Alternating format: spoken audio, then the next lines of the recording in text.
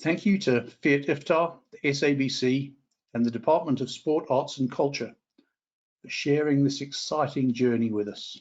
Over the last year, we've worked closely with Brecht and his colleagues within the FIAT-IFTA leadership cohort to develop a conference program that is diverse, academically robust, and exciting.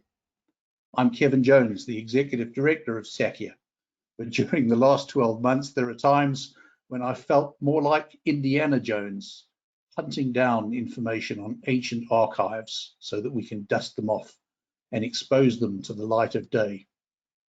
Over the next 3 days, you get to share my adventure as we hear stories from the four corners of the world.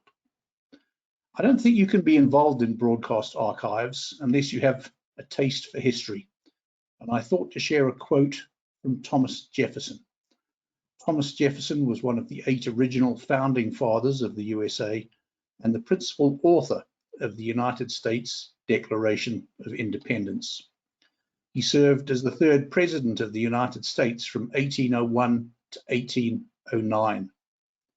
During that time, he was very interested in documenting activities to record the pathway to independence.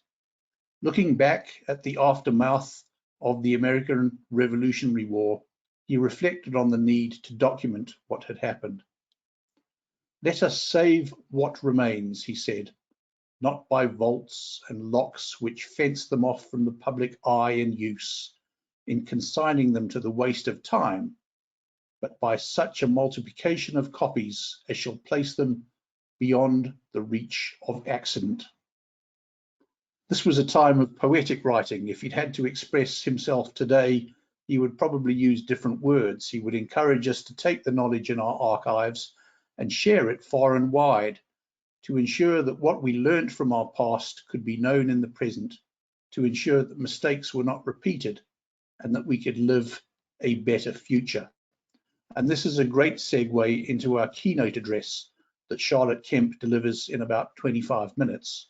Charlotte's going to be talking about the relationship between the past and the present, and she'll explore how a better understanding of our past enriches our lives and allows us to make better decisions about our future in Africa and beyond.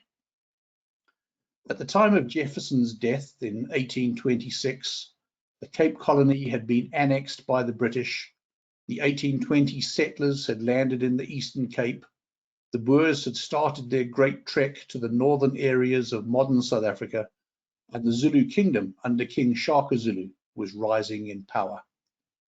Conflict, violence, and oppression shroud our past, and it will be interesting to learn how Charlotte thinks this might impact both our present and our future.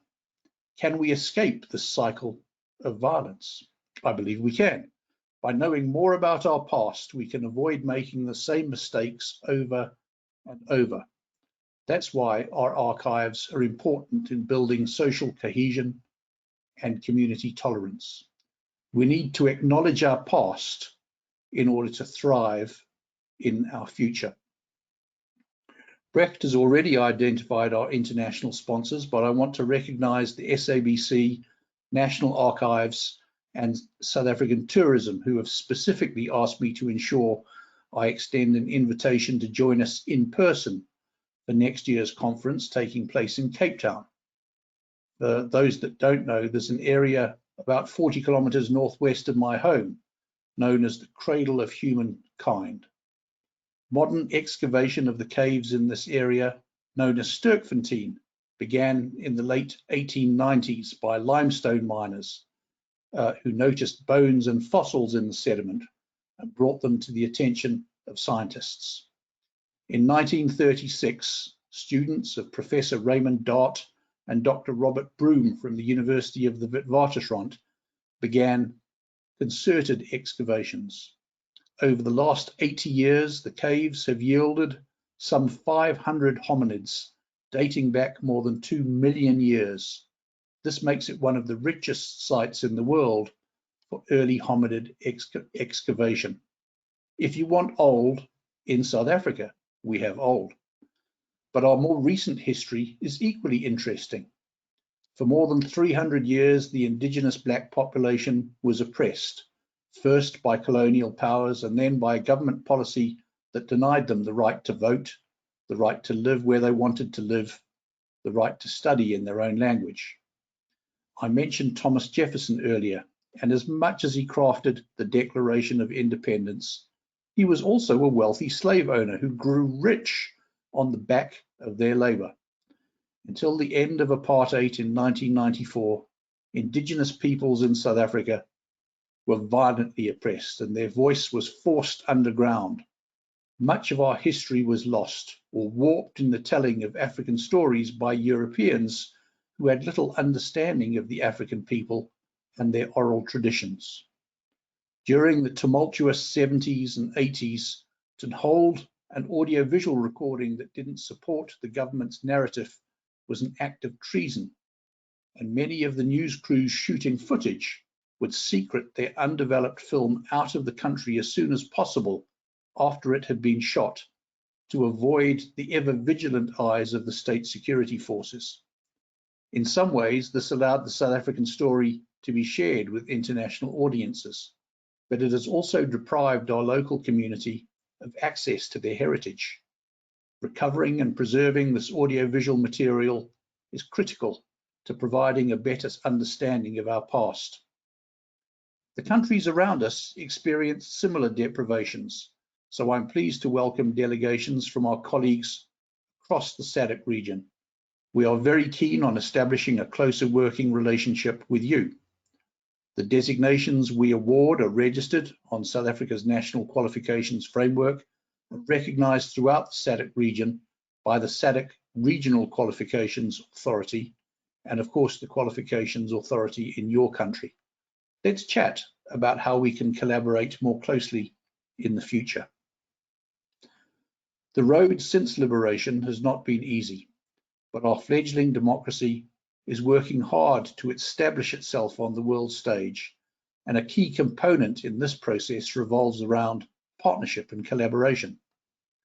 We've been working together with FIAT-IFTA for several years, and I'm hoping that some of the friends I made during the FIAT-IFTA World Congress hosted in Dubai during 2013 are in the audience today.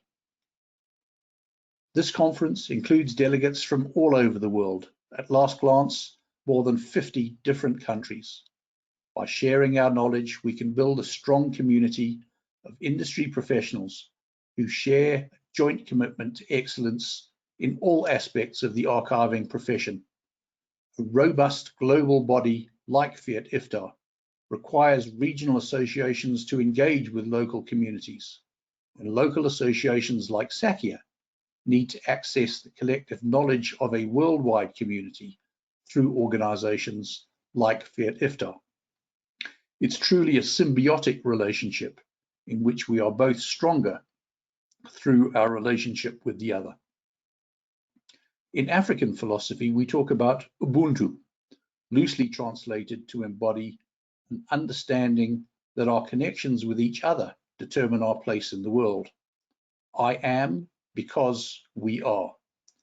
It is our state of interconnectedness that defines who I am and how we relate to each other.